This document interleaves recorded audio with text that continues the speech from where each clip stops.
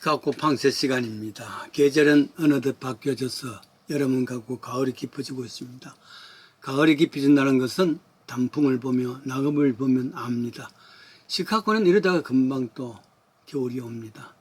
한 시인이 설악산을 한계령을 넘다가 고운 단풍을 보고는 나는 도대체 얼마만큼 아름다운 영혼을 품어야 저 단풍처럼 피어날까 탐복을 합니다.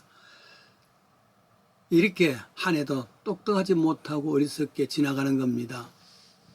어리석은 사람 이야기가 창세기 25장에 나옵니다. 형 에서는 사냥을 갔다가 돌아옵니다. 땀을 뻘뻘 흘리면서 몸이 지쳤습니다. 배가 고픕니다. 보니까 부엌에 마침 동생이 야곱이 팥죽을 끓고 있습니다. 야, 그것 좀 자. 동생 야곱이 형에게 이야기합니다. 그냥 맹글로? 그냥 공짜로? 그러니까 뭘 원하느냐? 야곱이 이야기합니다. 형이 갖고 있는 birthright, 그러니까 장자의 직분을 나한테 주면 이거 주지. 그랬을 때 에스는 야이야, 지금 배가 고픈데 무슨 장자의 직분이야? 오냐? 줄게. 너 팥죽 다오. 그렇게 해서 바꿔 먹었습니다. 팥죽 한 그릇에 장자의 직분을 팔았다는 말이 되죠. 이 말의 뜻은 뭐냐면은, 요즘 말로 하면은, 내가 살기에도 바쁜데 예수는 무슨 예수야? 삶과 예수를 바꾸는 것입니다. 그렇습니다. 어리석은 삶이죠. 내 신앙을 늘 여기에 생각을 하는 행위가 있습니다. 중학교 3학년 때입니다. 친구와 같이 우리 집 가까운 대구 유원지 동촌이라는 곳이 있습니다. 같이 놀러 갔습니다. 걸어서 1시간 쭉 가면 되는데 청천강이 흐르고 그 위를 지나가는 아양교 다리가 있습니다. 중간쯤 갔을 때입니다. 이 친구가 이야기합니다. 야, 너 여기 도립할 수 있냐? 난간을 잡고. 도립이라는 것은 물구나무 서기 거꾸로 서는 것을 말합니다. 당시 제가 기계 최초부에 서기 때문에 물구나무 서는 것은 자신이 있었고 또 많이 압니다. 그러니까 그 속에서 내가 이야기한 것이 있습니다. 뭘 줄래? 네 원하는 게 뭐냐? 짜장면 한 그릇 사줄래? 그러자. 여러분, 짜장면 한 그릇에 이 생명과 바꿨습니다. 물론 거기서 도립을 했습니다. 짜장면도 먹었습니다. 그러나 지금 생각하면 마치 저 생명과 좀 장자의 직분과 팥죽 한 그릇로 바꾸는 것하고 생명과 그리고 짜장면 한 그릇하고 어느 것이 어리석은 것입니까?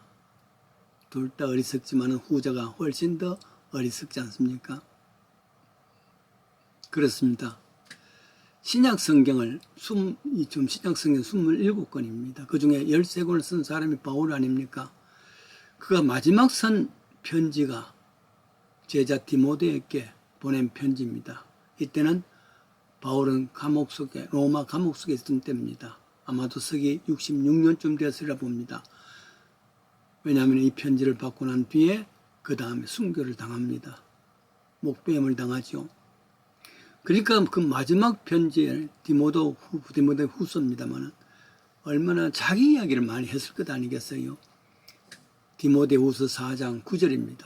개인이 부탁한 것이 있습니다. 너는 어서 속히 내게로 와라. 데마는 나를 버리고 데살로니가로 갔고 그리스게는 갈라디아로 갔고 디도는 달마디아로 갔고 두기고만 에베소로 보냈다.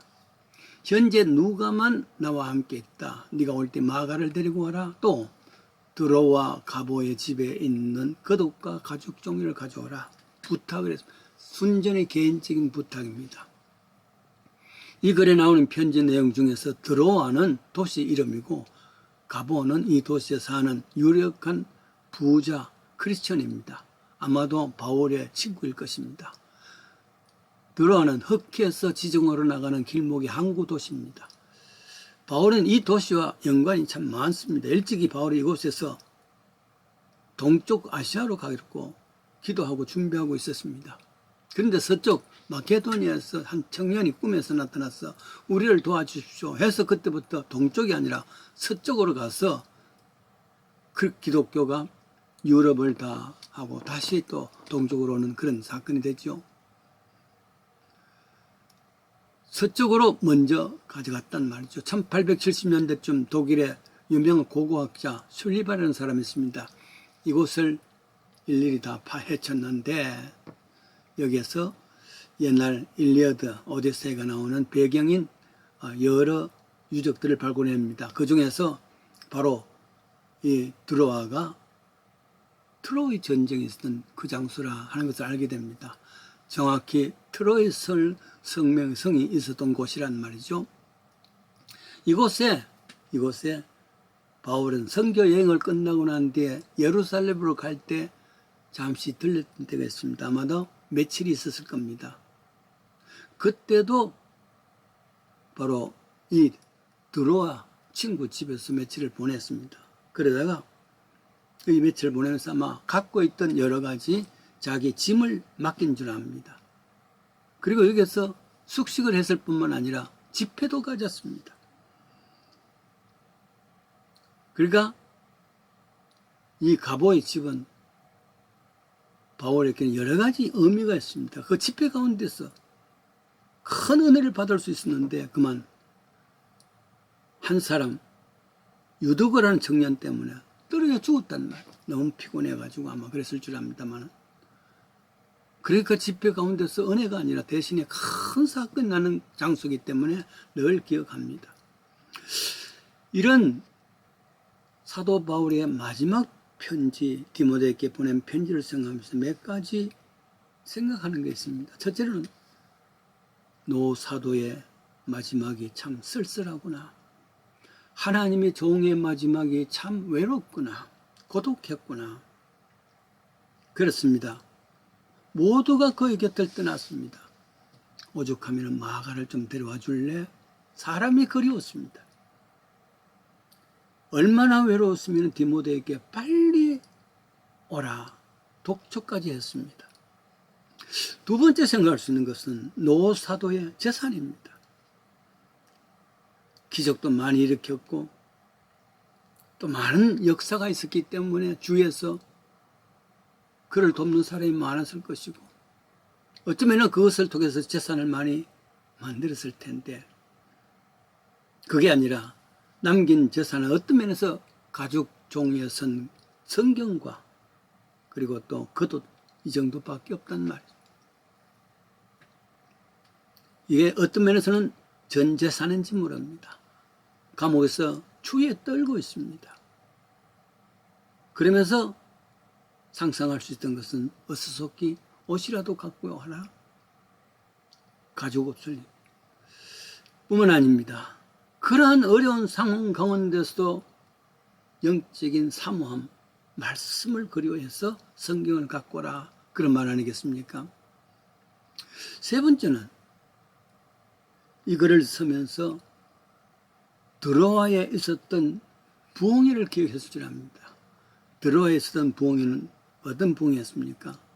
아마도 선교 여행을 끝나고 돌아오면서 선교 여행 가운데 있었던 하나님의 기적적인 역사, 병인을 낫게 하고 안전병을 일으키게 하고 굉장한 역사, 이런 역사 이야기를 같이 간증했을 것 아니겠어요? 그러니까 많은 사람이 찾아왔습니다. 은혜가 넘칩니다.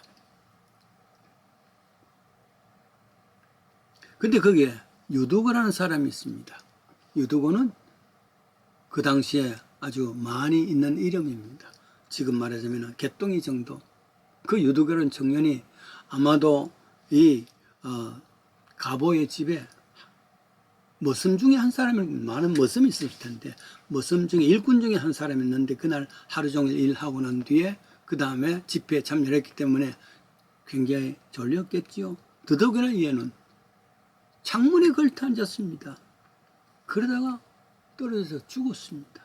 이 이야기는 어떤 면에서는 세상을 바라보다가 말씀을 듣다가 그래요. 한 사람이 두 주인을 섬길 수가 없는데 유독의 경우에는 두 주인 세상도 보고 말씀도 듣고 하다가 잃어버렸단 말이야 자기를.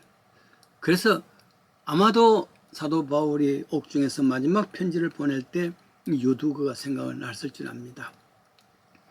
그런데 우리는 이 유두거 사건을 통해서 몇 가지 기억할 것이 있습니다. 첫째는 문제가 생기면은 손가락질합니다. 쟤 때문에 그랬다.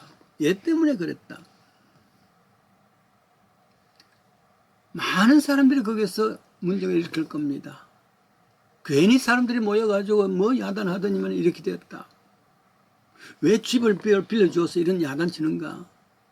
누가 뒤에서 뭐 떠미는 것 아닌가? 이런 이야기 했겠죠. 까불더니 내 그럴 줄 알았다. 이런 말까지도 나왔습니다.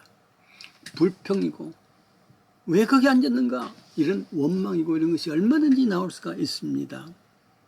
그러나 그런 지적보다는 얼마나 피곤했으면 그랬을까 하는 배려와 이해입니다. 또 뿐만 아니라 그때 창문에 걸터 앉았을 때에 적어도 다른 사람에게 그 유독에 그 앉으면 큰일 나 내려와 이런 부탁을 할 수 있는 사람도 있어야 할 겁니다. 그래서 성경에는 빌립보 2장 4절입니다.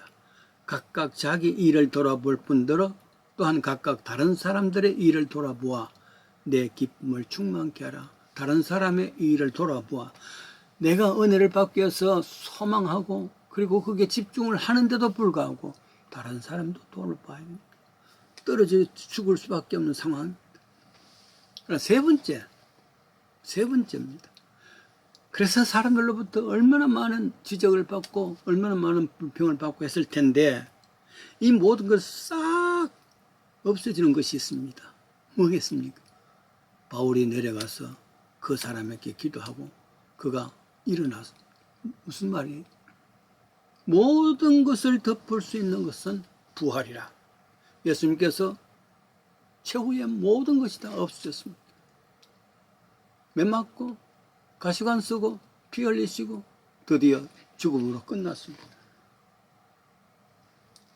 그러나 그 이후에 예수님께서 부활하심으로 말미암아 모든 것은 다 사라졌습니다.